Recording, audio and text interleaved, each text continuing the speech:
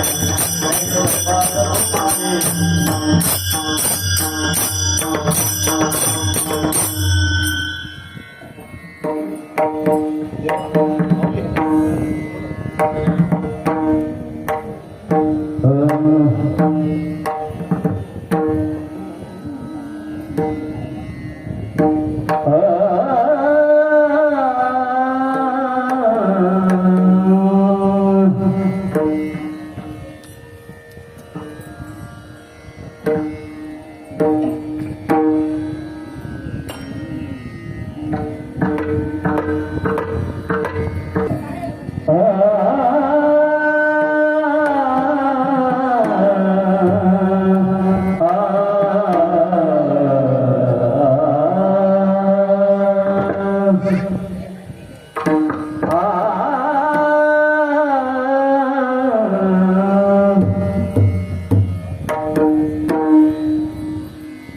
गोविंद गोविंद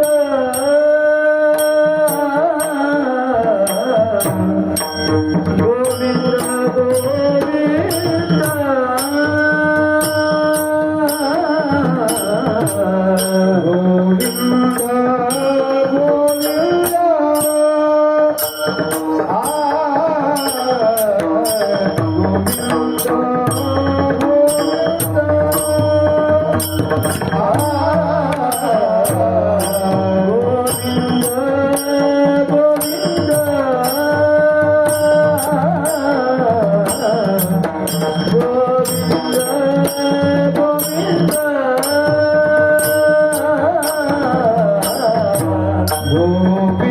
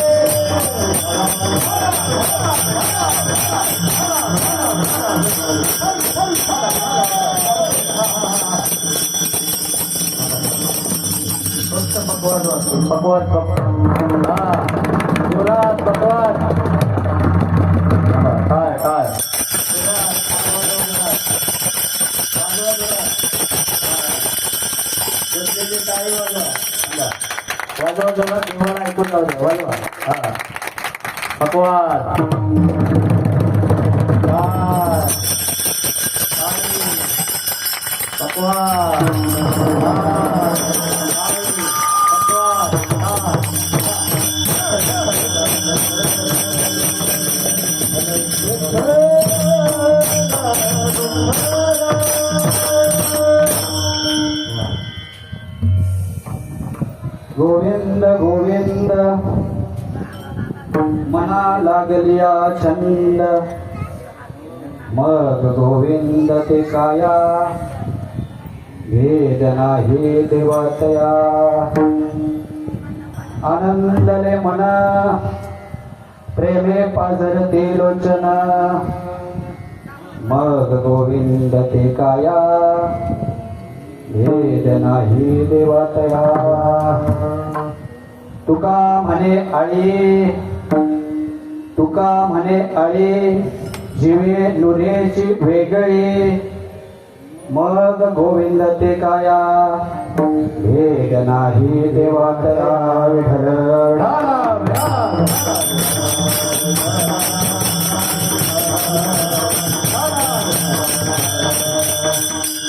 गोविंद गोविंद म्हणा लागलिया छंद मग गोविंद ते काया भेद नाही देवा तया समचरण सरोजम सहनिरवृतमं जगननिहित पाणी मंडनं मंडनानं तरुण तुळसी माला कंदरं कंजनेत्रं सदय देवरसं विठ्ठलं चिंतयामि पांडुरंगा करू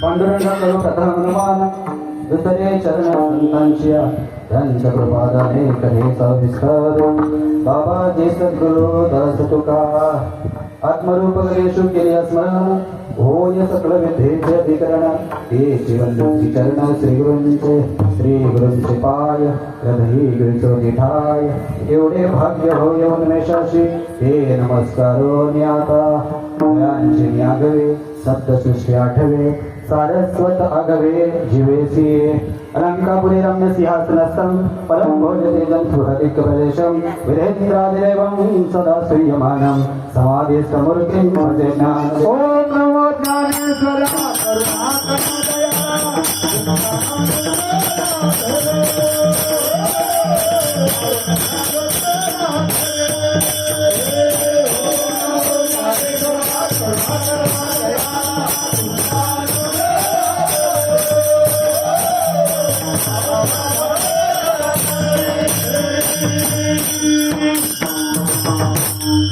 ओम नमो ज्ञानेश्वरा करुणा करा दयाला दुःख वाटतं का संत श्रेष्ठ माऊली ज्ञानेश्वर महाराज करुणेचे सागर आहे ओम नमो ज्ञानेश्वरा करुणा करा दयाला तुमचा अनुग्रह लादलो पवन झालो चराचरी पण असं वाटत नाही मी माझं सांगतोय तुम्ही वयाने ज्ञानाने तपाने तपोवंत आहात तुम्ही तपोस्वामी आहात आणि तुमच्या समोर बोलायचं म्हटल्यानंतर येथे मी तो कळा कुसरी काहीच नेने बोलतो वचने अतिभाविका का याच कारण तुमचा अनुग्रह लादलो पवन झालो चराचरी एवढं नाही नाथ बाबा पुढे जाऊन म्हटले गंमत कशी आहे बघा नाथ बाबा अनुग्रह कोणाचा आहे जनार्दन स्वामींचा आणि ते दास्य तो कोणाचं करतायत ज्ञानोबरायांचा गंमत आहे एका ठिकाणी बाबा आम्ही गेलो होतो असं बोलू नये बोललं पाहिजे का बोललं पाहिजे सांगतो. एक भेद आहे, तुका म्हणे भेदा भेद गेला वाद खंडून घे.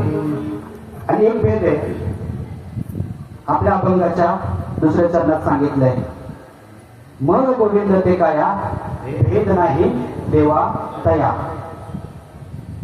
तो जर भेद निघून गेला ना तर कोणीही कोणाचं दास्यत्व पत्करायला माग बघणार नाही. आणि या अनुषंगानं नाथबाबा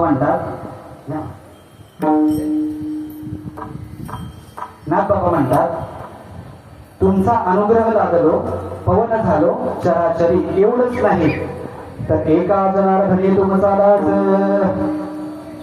माझी आस पुरवावी. तिला त्यांची आस आहे, मी ते म्हणतो माझी आस पुरवावी. का तर तुम्ही सगळे समर्थ आज माझ्यासोबतीला आहात आणि तुमच्या समोर बोलायचंय मला, माझा पेपर आहे.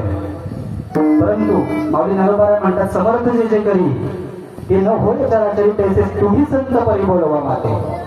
इथे मी बोलणारा नाहीये, तुमच्या कृपेने या ठिकाणी बोलण्याचा प्रयत्न करू. मी पहिलंच म्हटलं येथे निकळा कुसरी काहीच नाही, परंतु बोलतो वचने अति भाविका. का तुमचा अनुग्रह लादलो पवन झालो चराचरी. आजच्या या कीर्तनरूपी सेवेसाठी निवडलेला अभंग संत श्रेष्ठ जगद्वंदनीय जगद्गुरु तुकाराम महाराज आणि यांचा बाबा खूप पाठीलावून बसले. नाही तुम्ही पुढे पाहिजे होते, माझा पेपर चेक करायला गुरुवारी पुढे पाहिजेत ना. निकम बाबा यावर आजचं प्रयोजन पाहिलं तर त्रिपुटी आहे आणि दुग्ध शर्करा योग सुद्धा आहे. काय संत गोरोबा काकांच्या पुण्यतिथी निमित्तानं असणारा हा उत्सव आणि त्याच्यामध्ये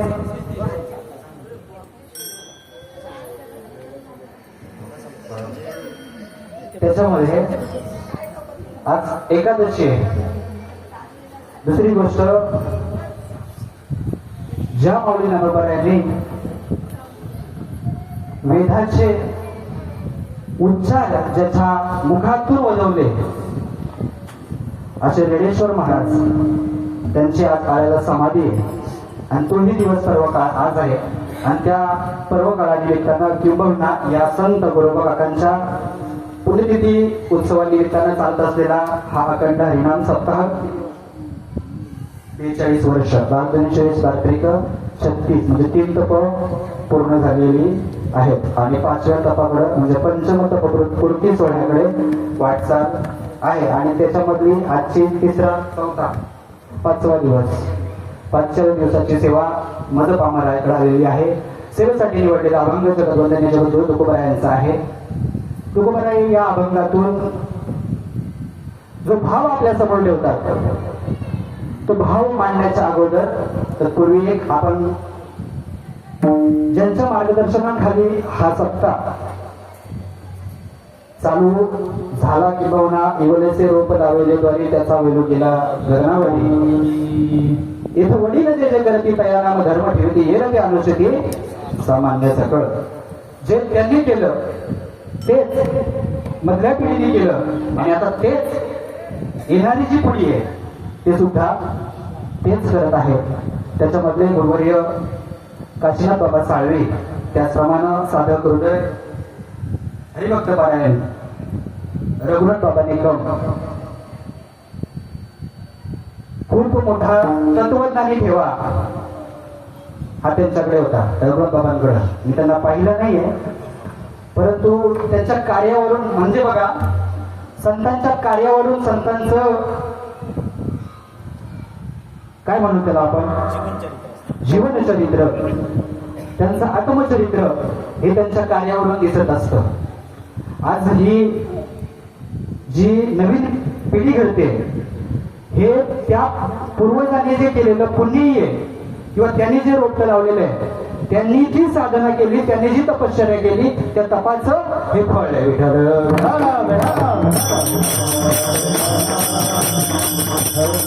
आणि म्हणून अशा सर्व तपस्वी महात्म्यांच्या चरणी येता नतमस्तक होतो. मस्तक हे पाहणं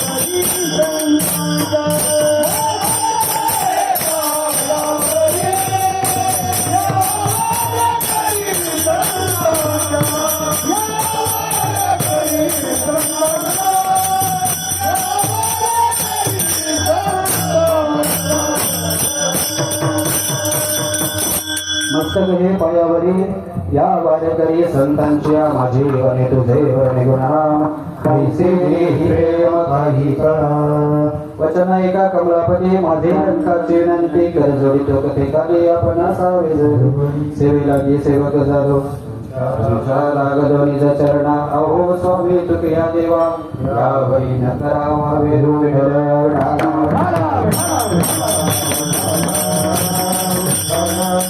चिंतन रूपी सेवेसाठी निवडलेला अभंग आता आवाज सांगू नका. जगद्वंदने जगद्गुरु तुकोबारायांचा आहे. अभंगातून प्रस्तुत विषयाला सुरुवात करण्यापूर्वी त्या अभंगाचा भाव जो तुकाराम महाराजांनी आपल्या समोर ठेवलेला आहे त्याचं थोडंसं एक माझ्या अल्पबुद्धीप्रमाणे चिंतन करण्याचा एक प्रयत्न करू. तुकोबारा या ठिकाणी म्हणतात, गोविंद गोविंद मना लागलिया छंद. हो, कसला छंद लावायचा आहे? अभंग तसं जर पाहिला तर गात्यामध्ये अनेक प्रकरण आहेत. काही नामपर आहेत, काही उद्देशपर आहेत, काही भक्तीपर आहेत, काही संतपर आहेत, काही मागणीपर आहेत, काही काळ आहेत. आणि त्याच्यामधलं एक प्रकरण म्हणजे धरणेकरी. आणि त्या धरणेकरी प्रकरणामधला हा आजचा अभंग आहे. या अभंगाचा पूर्व भाव जर पाहायचा तर खूप गोड आहे, पण विस्तृत मांडायला माझ्याकडे वेळ कमी आहे आणि गाडी लेट सुटली आहे, पण आपल्याला वेळ पोचायचं आहे. त्यामुळं तुम्ही जसं सपोर्ट करणार, कारण तुम्ही सगळी ज्ञान सूर्य आहेत, त्याच्यामुळं पूर्ण खाली जाण्याची मला काय आवश्यकता नाही. मी मुद्दे जरी तुमच्या समोर ठेवले तरी त्याचा आशय तुम्ही लावून घेणार एवढं तर मला नक्की माहिती आहे. जगद्गुरु तुकोबार या ठिकाणी त्या धरणेकऱ्याला उपदेश करत असताना म्हणतात की गोविंद गोविंद मला लागल या छंद.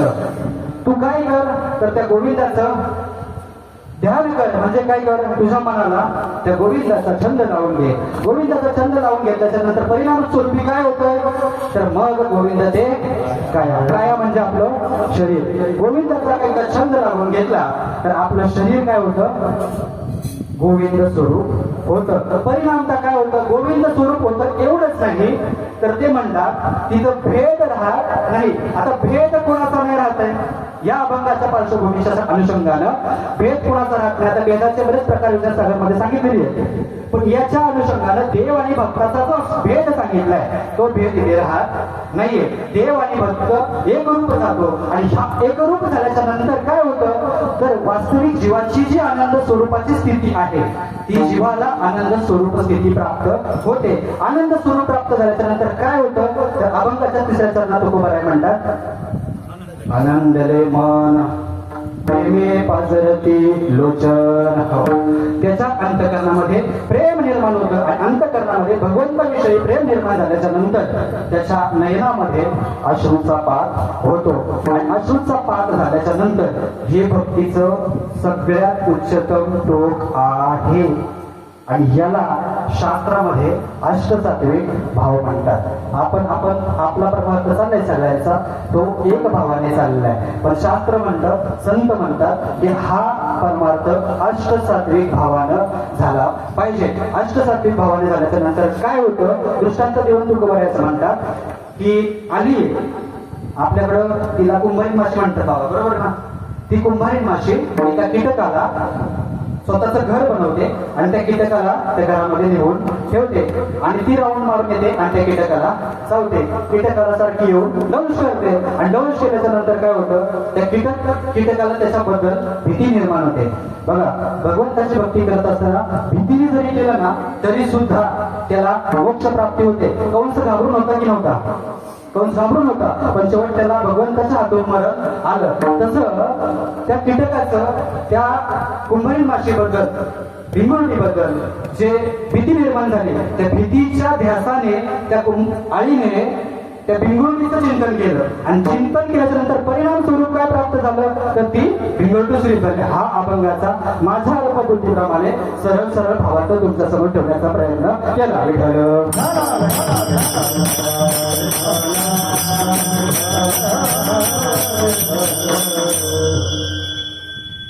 बघा, आपल्याला मनुष्य जीवनामध्ये आपण जीव जन्माला जेव्हा आलेला आहे, तो जीव प्रथमतःच भक्ती करण्यासाठी प्रमाण आपल्या सगळ्यांनाच पाठ आहे.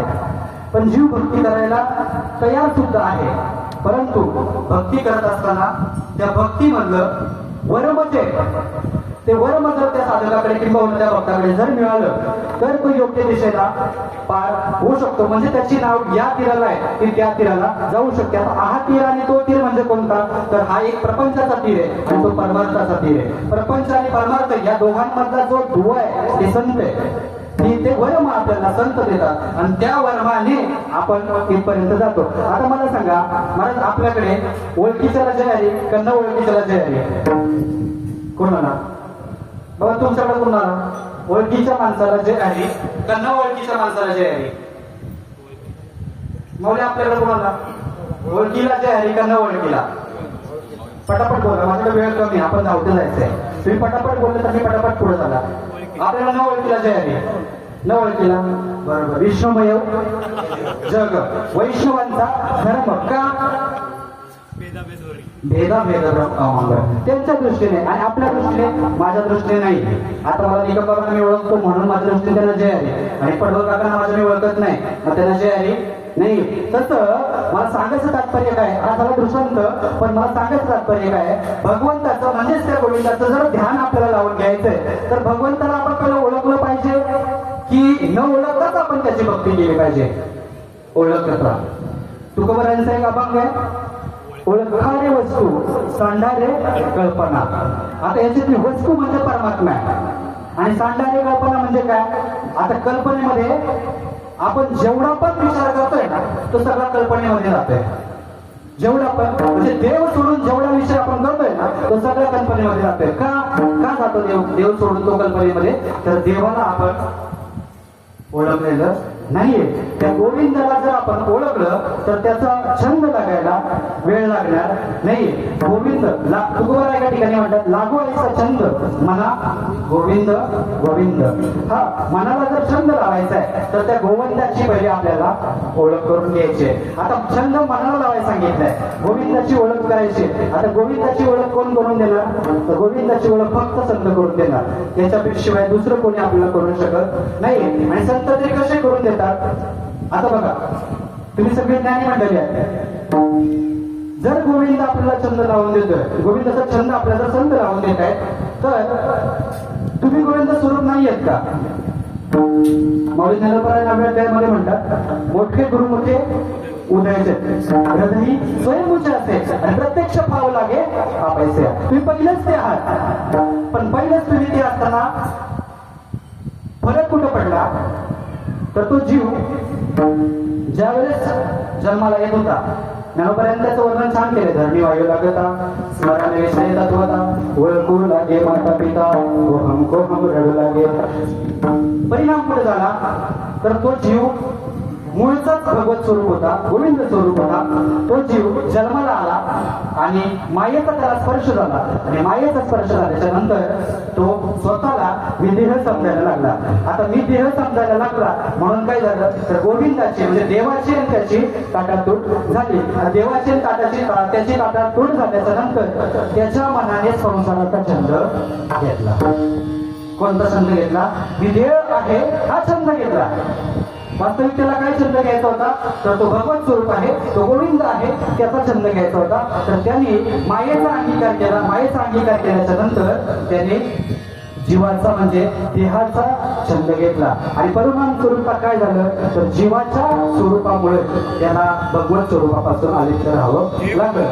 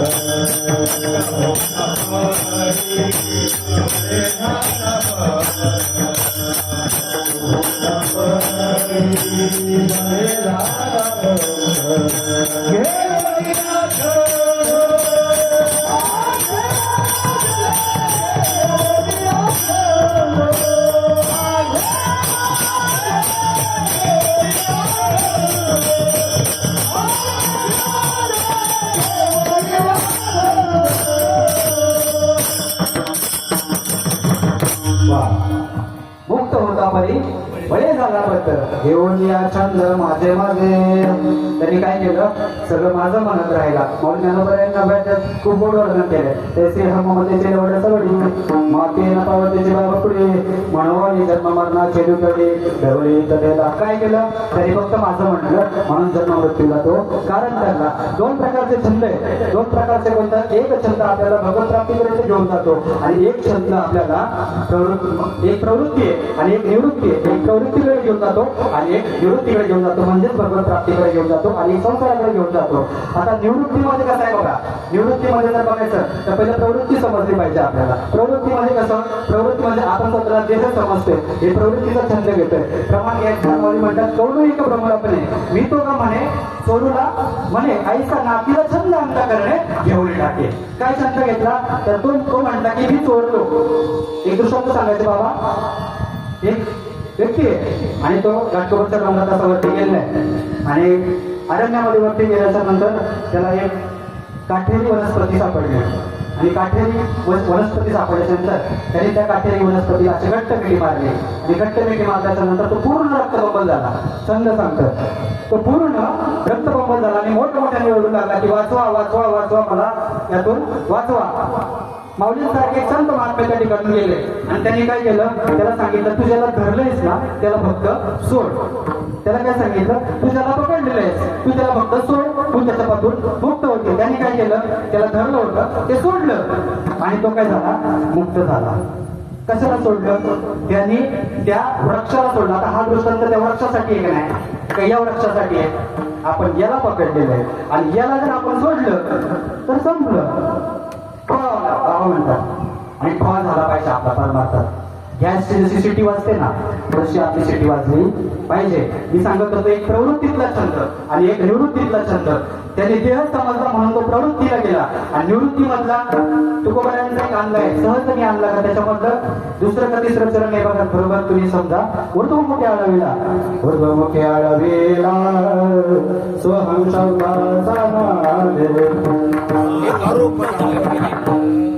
माझ्यावर थोडासा लक्ष द्या प्लीज. कारण हे सगळं स्वर गंधर्व आहे आणि मी नाही आणि याच्यामुळे माझा आवाज फाटतो.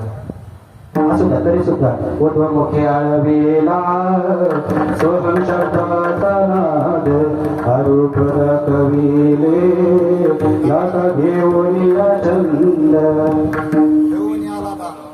मला छंद सांगायचा आहे आणि तुम्ही म्हणताय की एकदम अत्यंत उच्चतम स्थिती आहे. घेऊन आला गान निज तत्व निज बोध स्वरूपी मिळविले नाम ठेवीला भेद सुखी निज लोगा शून्य सारून त्रिपुट शिखरी गान मिळते. किती गोड होत आपल्याला कोणता छंद ते म्हणतात ऊर्ध्वमुखी आळविला सोहम शब्दाचा नाद.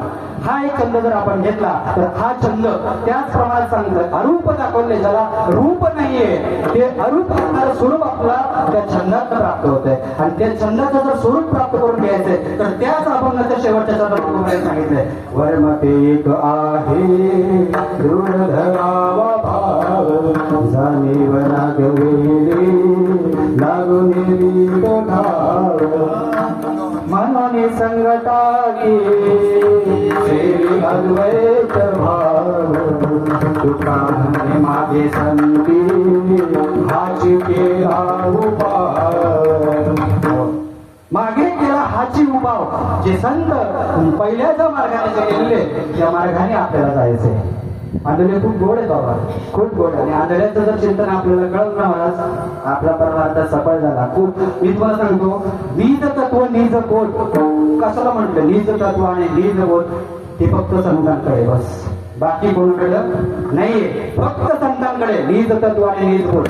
जर नीज सुख आपल्याला मिळालं नीज तत्व जर आपल्याला मिळालं नीज ज्ञान जर आपल्याला मिळालं तर काय होतं माहितीये का ही प्रवृत्ती ही निवृत्ती आणि त्याच्या पलीकडे जाऊन जीव बसतो. प्रवृत्ती आणि निवृत्ती आमचा अनुभव सांगतो या पण 2 स्टेप आहेत आणि या 2 स्टेपाच्या पलीकडे आपलं स्वरूप आहे.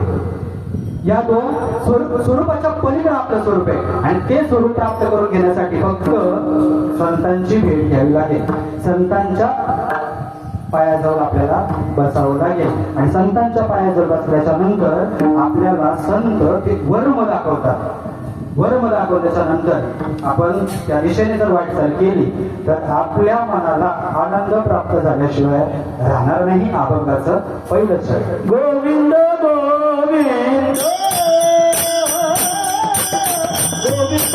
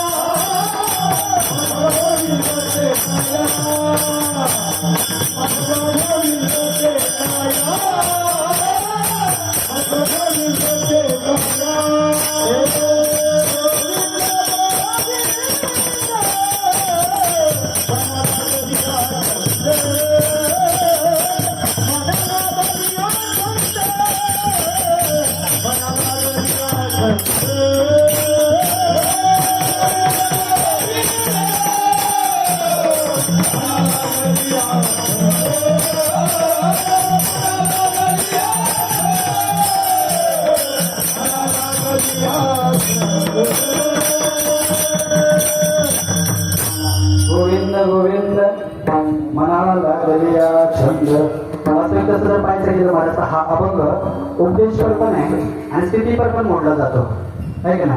छंद लावल्याच्या नंतर जर आपण विचार जर केला तर गौरवाची अवस्था कशी आहे हे तर कसं झाले विधी अवस्थेमध्ये गेले आहेत.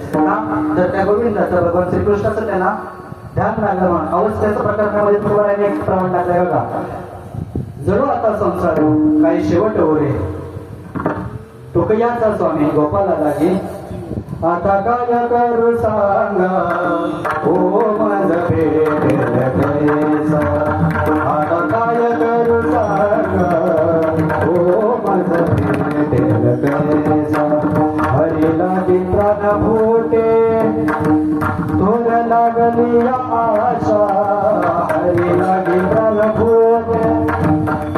लागली या आशा आता काय करू सांग हो मज भेटेल तैसा आता काय करू सांग हो मज भेटेल तैसा. एवढं वेळ व्हावं लागलं आपल्याला, एवढा छंद आपल्याला लागावा लागला आणि एवढा छंद लागल्याच्या नंतर तो भगवंत कृपाळू आहे, तो भक्तासाठी धावून येतो.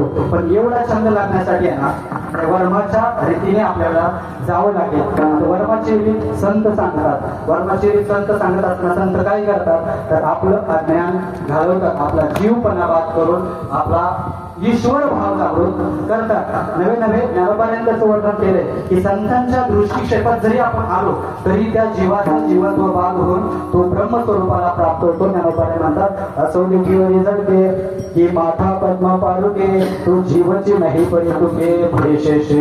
हो तो जीव न राहता तो भगवान शंकराच्या लेवलला जाऊन बसतो. म्हणजे भगवान शंकर आणि तो जीव या दोघांचं समीकरण एक होतं. कसं होतं? एक प्रसन्न पाहून जाऊ किंवा श्रीगंध तुम्ही म्हणा अमृतानुभवाचं पहिलं प्रकरण शिवशक्ती समावेशन नमन. आणि त्याच्यामध्ये असं आलंय की भगवान शंकर आणि पार्वती माता ही दोन दाखवले. आता ती दोन आहेत का? नाही. पण ते प्रकरण सांगतं जीवाचं जीवत्व बाद झाल्याच्या नंतर तो जीव जेव्हा शिव स्वरूपाला जातो, शिव स्वरूपाला गेल्याच्या नंतर शिव आणि शक्ती दोन्ही मिळून एक आहे. आणि एक जर बघायचं तर अर्धनाटी नारी नटेश्वर हा भगवंताचा अवतार आहे. आणि मग ते शिव आणि शक्तीचं समावेशन म्हणजे जीव आणि शिव या दोघांचं एकीकरण होतं. आणि पुण्य पुण्य रूप कैसा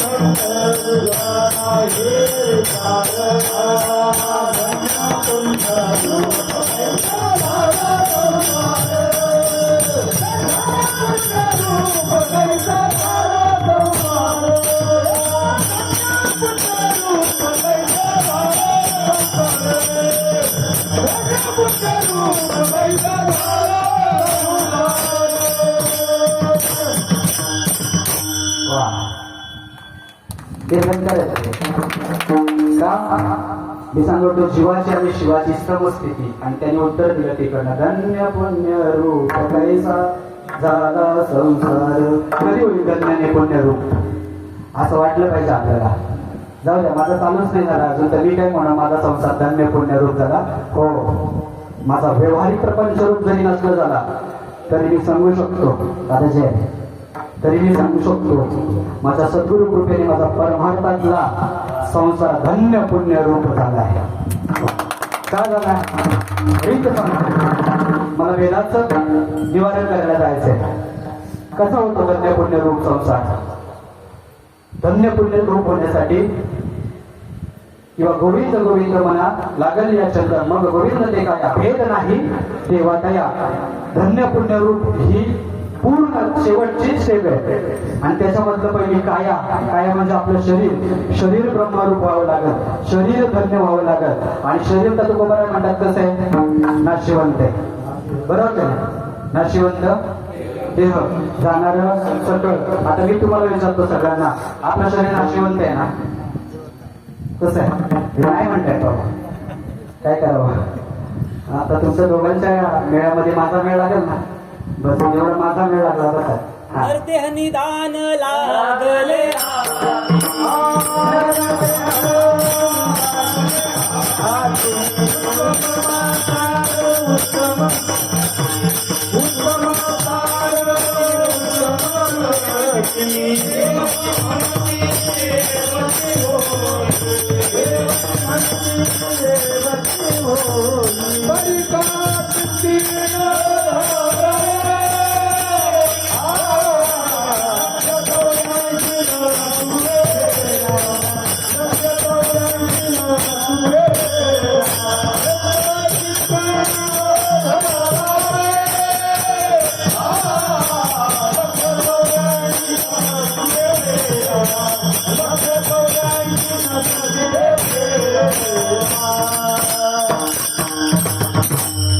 हो, एक प्रमाण तुकोबाराने सांगितलं शरीर नाशिवंत आहे, आणि एक प्रमाण सांगतो इकडनं नरदेह निदान. काय लागलं? निधान आपल्या हातामध्ये लागलंय, आणि त्या निधानाचं आपल्याला सोनं करायचंय. आणि सोनं करण्यासाठी संतांना शरण जावं लागेल, आणि शरण गेल्याच्या नंतर मग गोविंद ते काय कसं होतं? एक नाशिवंत शरीर सांगितलंय, आणि एका प्रमाणात तुकाराम महाराजांनी सांगितलेले की शरीर साधे परब्रह्म. यात हा शेवट आहे ना पुढं. यात शरीराने एक शरीर नाशिवंत सांगितलंय. दुसऱ्या प्रमाणात तुकाराम महाराज म्हणतात की शरीर साधिले परब्रह्म. परब्रह्माचं शरीर साधल्याच्या नंतर परिणाम स्वरूप काय झालं? आकाराशी कैसा ठाव देहच प्रत्यक्ष झाला देव. काय होतं? देहच प्रत्यक्ष झाला देव. आता देव शरीर झाल्याच्या नंतर ती क्रिया आहे. या शरीराला देव बनायची एक क्रिया आहे. देव पाहायचे गेलो ते देवाची होऊन गेलो. पण कसं अहमदनगरला रिक्षाने उतरलो आणि खंडोबाला बघायला डोंगरात गेलो. आता खंडोबाचं दर्शन घेतलं. खंडोबाचं दर्शन घेतल्याच्या नंतर देव पाहायचे गेलो. मग देवाची होऊन ठेवलं पाहिजे. आपण सर्वजण कसे झाले पाहिजे? खंडोबा झालं पाहिजे. आणि नाही येत का आपण खंडोबा आहोत ना? पक्का आपण खंडोबा आहोत ना? पक्का ना? बरं, मला आता घरी जायला घोडा पाहिजे. तुम्ही खंडोबा, मला इथून सायला जायचंय. मला घोडा पाहिजे. द्यायचं नाही तर तुम्ही बघा, भक्ता राखे पायापाशी हिंदुजन असते. आता ते तुमचं प्रीत तुम्ही खरं करा. तुम्ही म्हटले आम्ही खंडोबा आहोत. आता तुमचं प्रीत तुम्ही सांभाळा. मला सांगायचं काय आहे? आकाराशी कैसा ठाव देहच प्रत्यक्ष झाला देव. पण हे देह परब्रह्म बनण्याचं साधन ते म्हणजे संत सांगतात. ते साधन ज्ञानेश्वरीच्या 17व्या अध्यायाच्या 23 नंबरच्या श्लोकामध्ये ज्ञानोबांनी वर्णन केलेलं आहे. कोणतं? परिते अनाधी परब्रह्म सुजन जगदादि विश्रामधाम तयाचे द्विधापयेक नामासे ते किरा नामाजाती अविद्या वर्गाची राठी माझी ओळखावया श्रुती खुण केली कष्टले संसारसे जे देव येते गाराने तया ओ ते नावे जेने तो संकेतो हा ब्रह्माचा द्वैत अबोला भेटावा अद्वैत तत्वे तो भेटावा ऐसा मंत्र देखीला कनवा वेदे बापे ढळ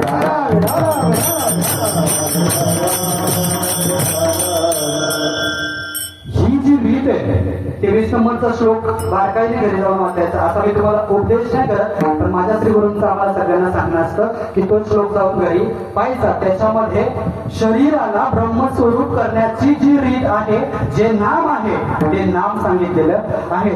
हा मंत्र कोणाला नव्हता? ब्रह्मदेवाला नव्हता. म्हणून ब्रह्मदेवाला सृष्टी निर्माण करता येत नव्हती. सृष्टीच्या उपक्रमात पूर्वी कविरुत्तमा भेडा ऐसा एकला ब्रह्म होता. माझं ईश्वराचे नाव लिखू शकेल नाही सृष्टी करू शकेल ऐसा थोरू केला जेने नामे घे. कशाने केला? फक्त एका नामाने. आणि ते जर नाम आपल्याला भेटलं तर हे शरीर आपलं जीवदशा संपूर्ण शिवदशेला प्राप्त होईल. किंबहुना ते शरीरच ब्रह्मस्वरूप होईल. हा बघायचं दुसरं चरण.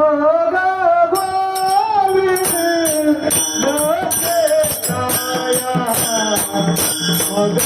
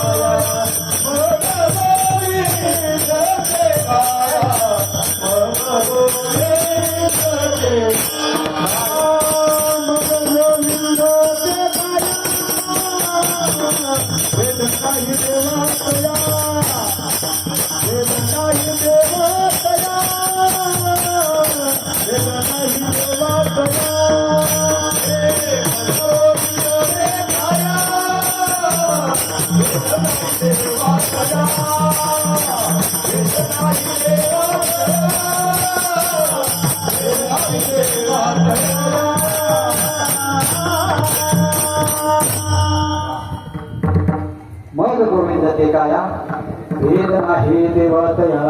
हो, हा भेद कशातून संपेल तर ते भगवान परमात्म्याचं नाम जे संत आपल्याला देतात त्या संतांनी त्या नामाने आपली साधना म्हणजे आपली उच्चतम स्थिती वाढवली जाते. कशातून? नामातून. आणि नाम आहे ना, नाम गुप्त आहे. नाम गुप्त आहे आणि गुप्त असणारं धन संत त्या जीवाला देत असतात. वेदाने आणि श्रुतीने ज्याचं मंथन केलेलं आहे आणि मंथनातून जी गोष्ट सिद्ध झाली किंवा जी बाहेर आली त्याला संत नाम म्हणतात. आणि ते नाम संतांनी आपल्याला जर दिलं, तसं जर बघायला गेलं आपण तर वेदांचे 4 प्रकार सांगितलेले आहेत आणि 4 प्रकारामध्ये 4 नामं सांगितले. अयमात्मा ब्रह्म, प्रज्ञानम ब्रह्म, तत्वमसी आणि अहम ब्रह्मास्मी अशी 4 महावाक्य सांगितले. आणि साधू या महावाक्याचा उपदेश करत असतो आणि या महावाक्याच्या उपदेशाने जीवाला ब्रह्मस्वरूप प्राप्त होतं. त्याच्याशिवाय हे होत नाही. माऊलीने त्या 17व्या अध्यायाच्या 23 नंबरच्या श्लोकमध्ये जे सांगितले की कष्टने संसार असेने जे देऊ येते गाराने. तुमचा आमच्यासारखा जीव ज्या वेळेस कष्टाने शिरतो आणि शिरल्यानंतर ज्या वेळेस शरण जातो आणि शरण गेल्याच्या नंतर त्याला जी गोष्ट केली जाते त्याला नाम म्हणतात. त्याला नाम म्हणतात. आणि त्या नामाचं जर चिंतन केलं तर त्या चिंतने तद्रूपता, तो जीव तद्रूप होतो. आता कसा आहे? आता मद्रूप आहे. मद्रूप म्हणजे तो भगवंतापासून अलिप्त आहे आणि चिंतनाच्या साधनेने तो जीव भगवंताशी तद्रूप होतो किंबहुना तो भगवंताशी एकरूप होतो. आणि हे कधी घडतं? संतांनी कृपा केल्याच्या नंतर लावणी हात भवानीला माता सांगितली चिंता न करावी. आता मला सांगा, आपण म्हणतो उजळले भाग्य आता अवघी चिंता वाढली, पण आपली वाढली का? वाढली का महाराज आपली? राजबाबा आमचे म्हणतील वाढली माझी. हो, माझी वाढली नाही, माझे फक्त मेले. काय झालं? माझे फक्त मेले. जर वाढली ना तर पुन्हा जन्माला येणार नाही. विठ्ठल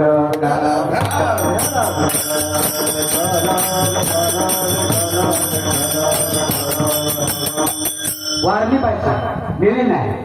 मेली तर पुन्हा जन्माला येतं. बाबा आपल्याकडे बघा, खातार असो, बेतार असो, नाही तर मालकरी असो, ठीक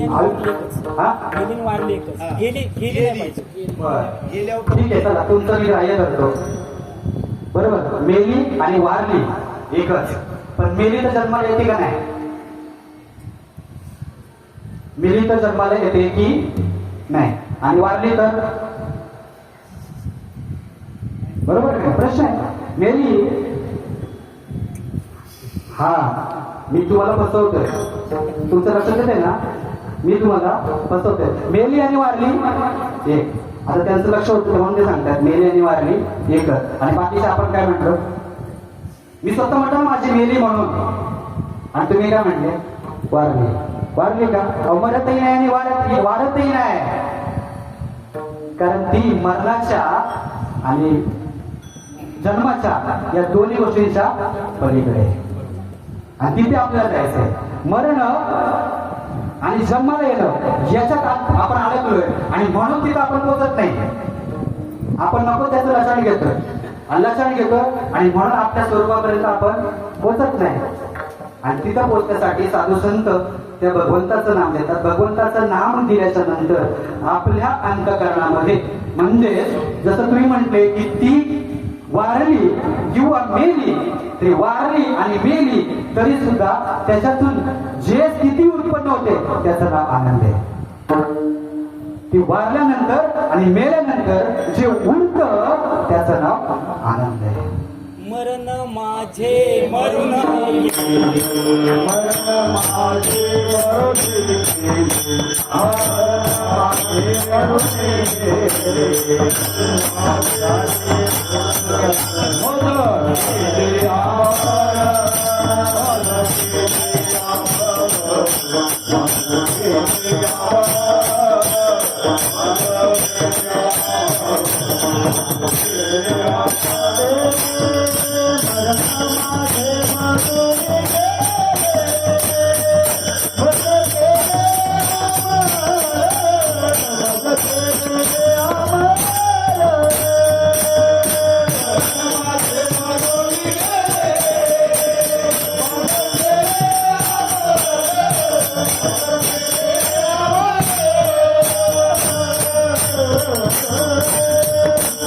मरण माझे मरण गेले मज केले अमर. तो झाला सोहळा अनुपम्य. कधी साधूचा बोध झाल्याच्या नंतर, साधूचा उपदेश झाल्याच्या नंतर आणि साधूचा उपदेश झाल्याच्या नंतर आपल्या सगळ्या कल्पना, अविद्या, अज्ञान, अजून काय त्याला म्हटलंय माया, हे सगळे प्रकार जे आहेत ना ते मरण पावतात. म्हणजेच काय होतं, वारल्या जातात. आणि एकदा का वारलं की ते पुन्हा जन्माला येत नाही. त्याच्यात त्याला आनंद स्वरूप प्राप्त होतं अभंगाचं. आनंद दे आनंद दे मन, आनंद दे आनंद दे मन, आनंद दे मन, आनंद दे मन, आनंद दे मन,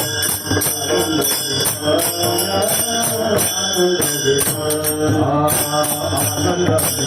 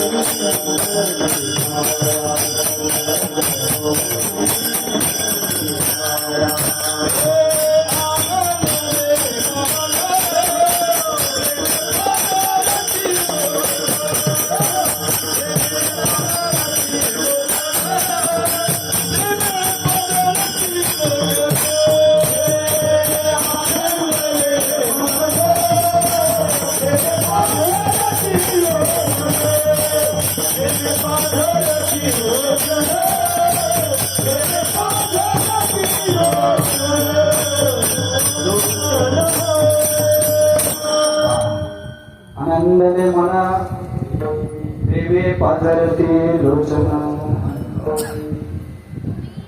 याला आहे ना भक्तीचं साधनेने, ज्यावेळेस भक्तीच्या साधनेने आपण जातो त्यावेळेस जो भाव प्रकट होतो. तर मगाशी असं मी म्हटलं अष्टसात्विक भाव म्हणतात. भगवंताच्या मद्रूप असलेल्या स्थितीमध्ये आपण ज्यावेळेस तद्रूप होतो आणि तद्रूप झाल्याच्या नंतर हा आनंद आपल्याला उपभोगायला मिळतो. कंठी प्रेम दाटे, कंठी प्रेम दाटे,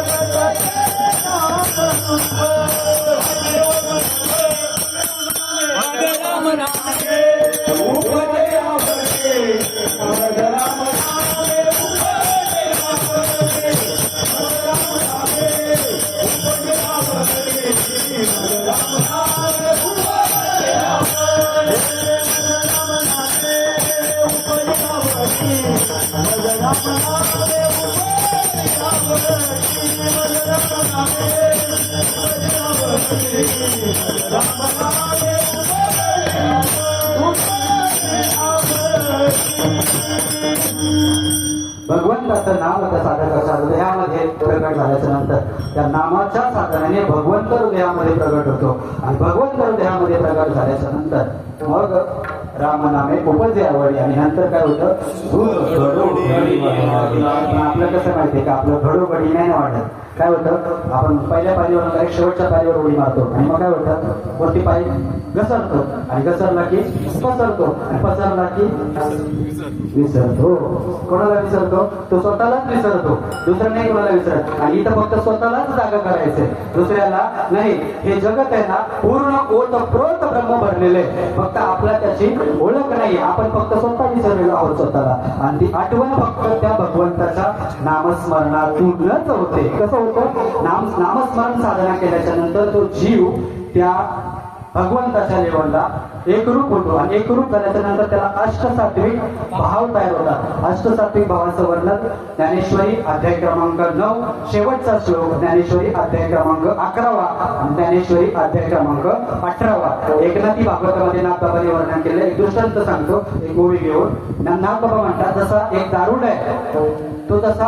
दारू पिल्याच्या नंतर त्याची जी कंडिशन आहे ना ती नामधारकाची होते कसं जो मोले मदिरा खाय मदिरा नंद नाचे काय जेने ब्रह्मानंद सेवला आहे तो केवळ आहे आवडीला हो ज्याने ब्रह्मरस घेणे काढा तेने पिढा गाडली म्हणजे त्यांनी पण त्याच्यासाठी एक सांगितलंय अजून पथ्यनाम विठोबाचे हा पण ब्रह्मरसाचा काढा घेतल्याच्या नंतर त्याला अष्टसात्विक भाव प्रकट होतात ज्ञानोबा यांनी 9व्या अध्यायामध्ये वर्णन केले चित्तचा काटल्या टुगेत वाचा पांगुळवे चेतलिकेत अपार कुंचकित रोमांचाले अर्धमिनिट डोले अनंत वर्षता ते आनंद झाले आती सुख मोर्चली वय बाहेर कापे हो ही अवस्था आपल्या जीवाच्या ठिकाणी प्रकट झाली पाहिजे आणि ती फक्त नामातून होते इतर कोणत्या साधनातून ती प्रकट होत नाही जसं तुकोबा काय म्हणते की कंठी प्रेम दाटे नाही निघिल लोटे रही प्रगटे रामलोक उकडे रोमांच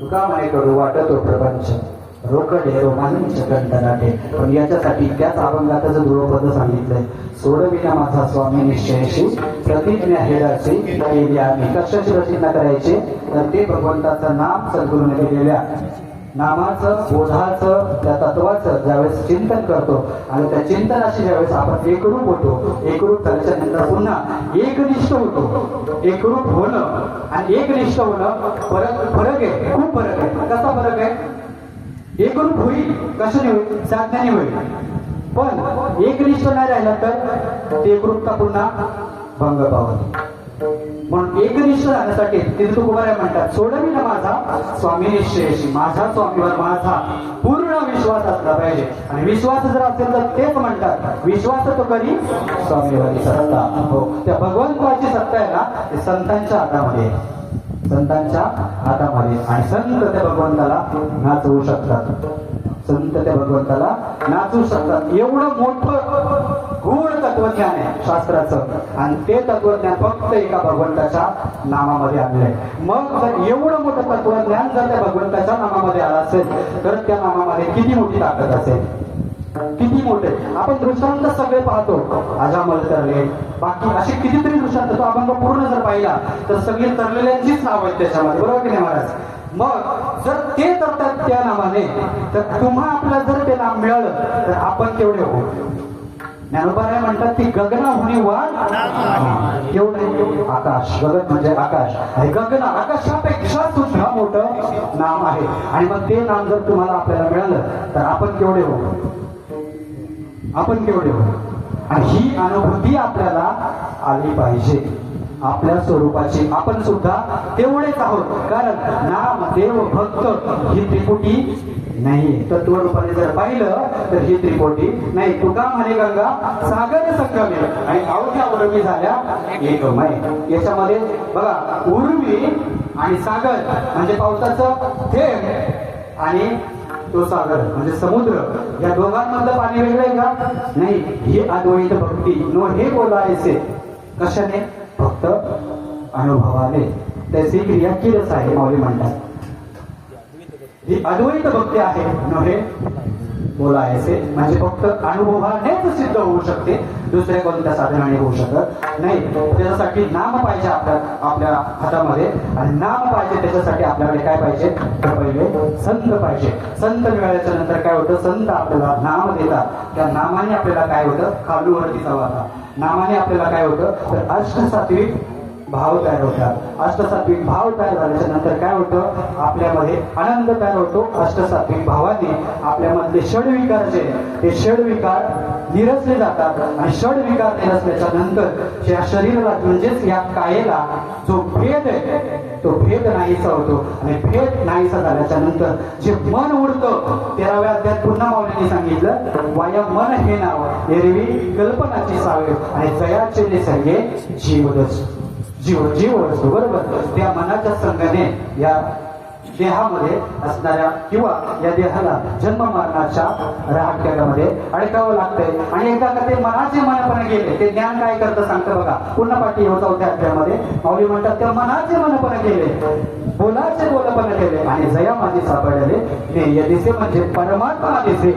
नेय म्हणजे ती परमात्मा वस्तू कधी होईल त्या मनाचं मनपण गेल्याच्या नंतर ते मनही शिल्लक राहत नाही. मन हे गेले या ब्रह्मानंद माधारी किंवा मन हे राम झाले. मन हे राम झाले ते मन निघून गेल्याच्या नंतर त्या जीवाला आनंद प्राप्त होतो. म्हणून मोठ्या प्रेमाने एक वेळ आपण त्या प्रभूचं वचन करू.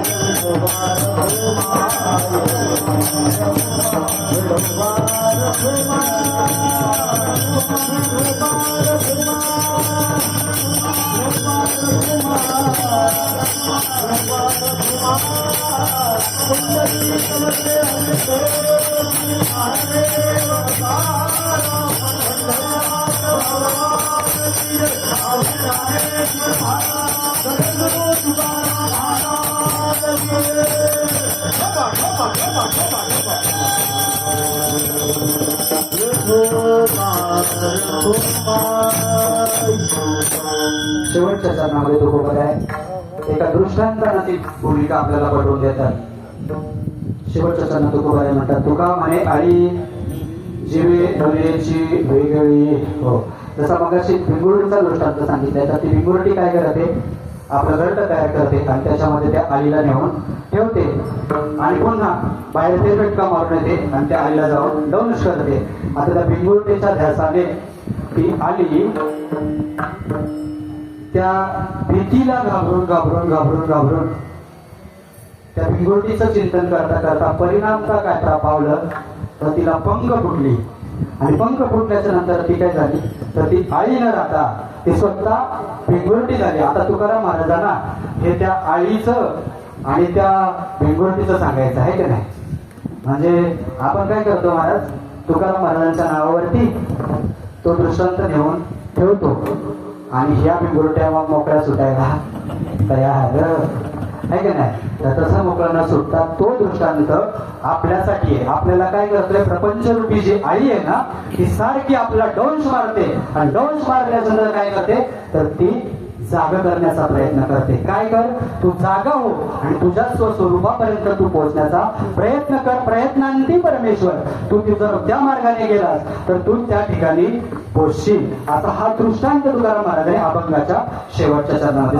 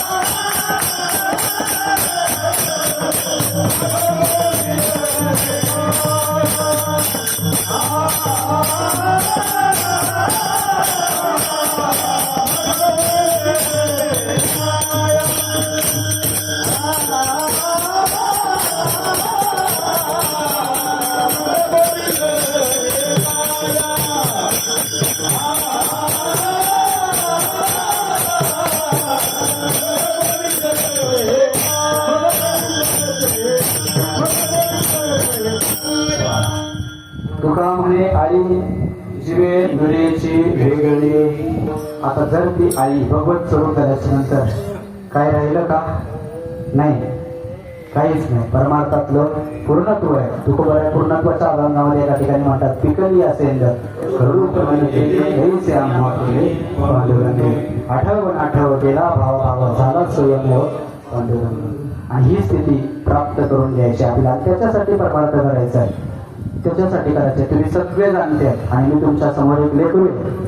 परंतु साधूंचा जो उपदेश असतो ना, त्या उपदेशाच्या रेंजमध्ये जर आपण असेल ना, तर शेवटी नेटवर्क 5G जरी असलं किंवा 6G जरी असलं तरी त्याच रेंजने शेवटी बाबा बोलतात, बरोबर की नाही? शेवटी काय करू, जाऊ दे, मी नेहमी म्हणत असतो हे मोठ्याचं कुत्र आहे ना IT चालतं. आता मला नाही ते लागू होत, अजून मी तेवढा मोठा नाही. बाबांसारखे मंडळी, माऊलींसारखे, बाप महाराजांसारखे मंडळी कीर्तनाला साथीला टाळ घेऊन उभे, दादा पाठीमागे बसलेले, त्यांनी कीर्तनाला बसावं एवढा मोठा तर मी मुळीच नाही. पण काय करू, रामबाबांचे उपकार आहे, माझ्या श्रीगुरूंचे, माझ्या सद्गुरूंचे उपकार आहेत माझ्यावरती. आणि म्हणून सेवके सांगितले काम येते मेतूपणा कामा नाही आहे की नाही. आणि म्हणून आम्ही नामाचे धारक येणोपकार सर्व भावी एक विठ्ठलची प्रमाण. त्याच्या अगोदर पैरवी म्हणायचे का? हा, पण म्हणायचे का नाही? बरं, मोठ्या प्रमाणे या ठिकाणी आजचा हा उत्सव आणि त्या उत्सवातली आजची 5व्या दिवसाची सेवा ज्या सकळ साधू संतांच्या कृपाप्रसादानं माझ्यापर्यंत आली, किंबहुना त्यांनी या वाघ यज्ञावर कृपा करून त्यांनी या वाघ यज्ञातून ही गोष्ट तुमच्या समोर प्रकट करण्याचा मी प्रयत्न केला, त्यांनी ते प्रकट केले. आणि म्हणून त्या साधू संतांचं एका मोठ्या प्रेमाने पूजन करू. ज्ञानेश्वर माऊली, ज्ञानराज माऊली, ज्ञानेश्वर माऊली, ज्ञानराज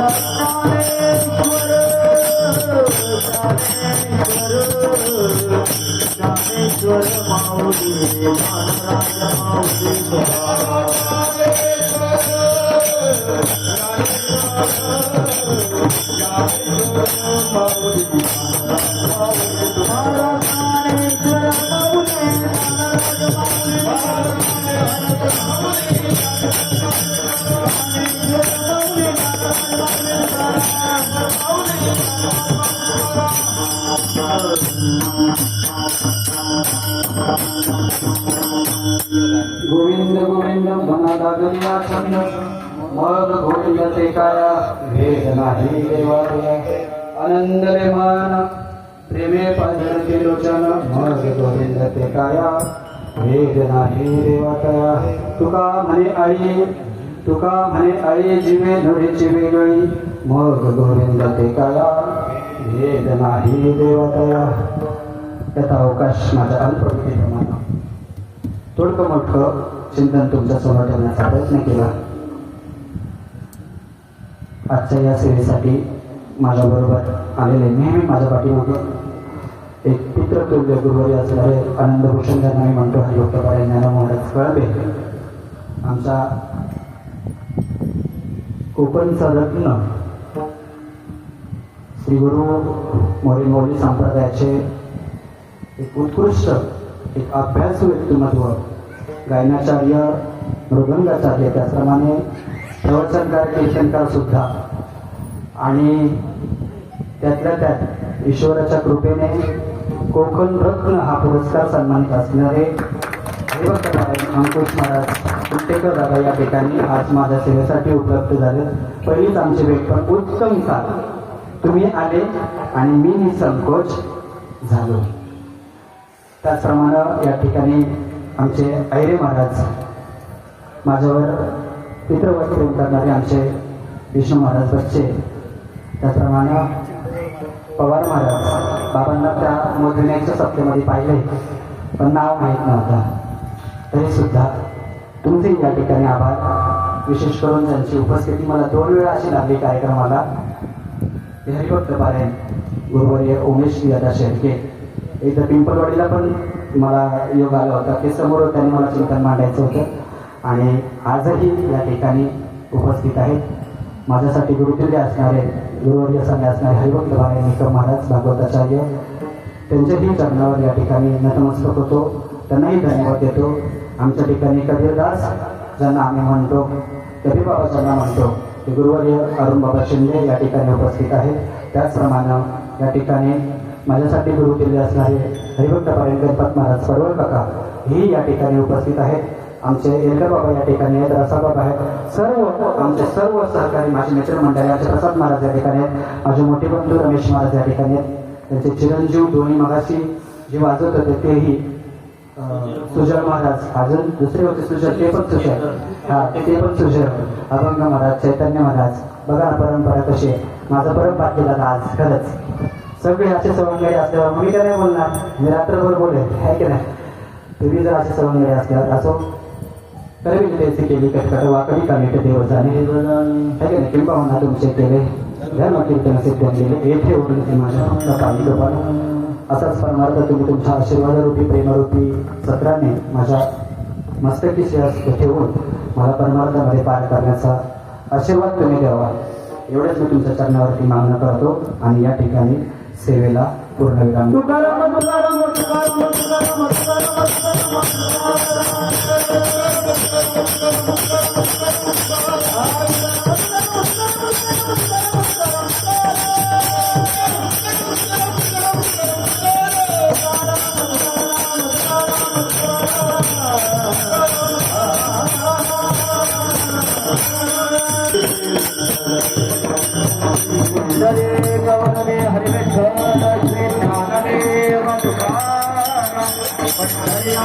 भगवान माझे ज्ञानेश्वर महाराज जगद्गुरु तुकाराम महाराज बोलो रे भाई सब संतन की